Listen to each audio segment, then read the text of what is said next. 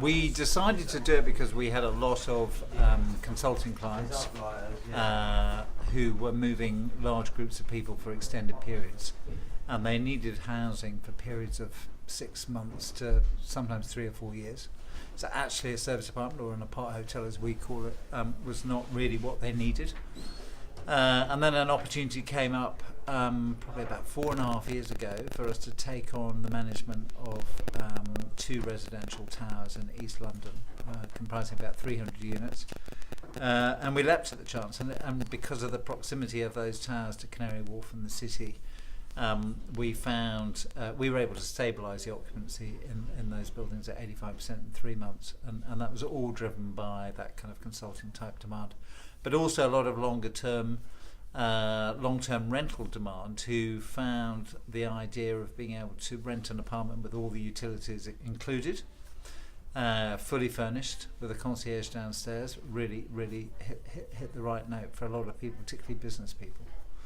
And so slowly that kind of concept of long-term private rental sector kind of housing began to take a place in our business, and over the years we've looked for other opportunities, and the sector is growing rapidly.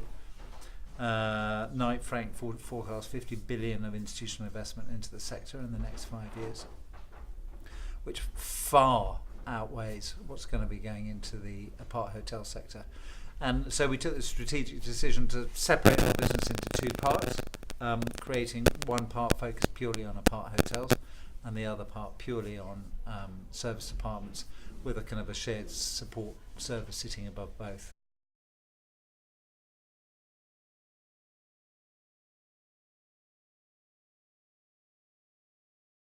I'm sure there will. Yeah, I'm sure there will, and it'll be an enormous market, lots of opportunity. I mean, in some ways they're very similar.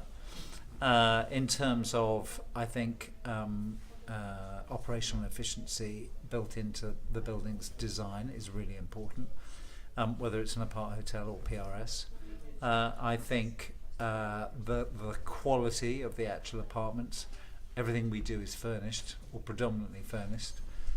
So I think the quality of what you do is incredibly important for both marketplaces. I think service levels are absolutely critical. I think revenue management technology is really important, albeit that they're very different technologies in the 2 sectors. And really the fundamental difference between them is the length of stay. In our apart hotels, our average length of stay is 22 nights.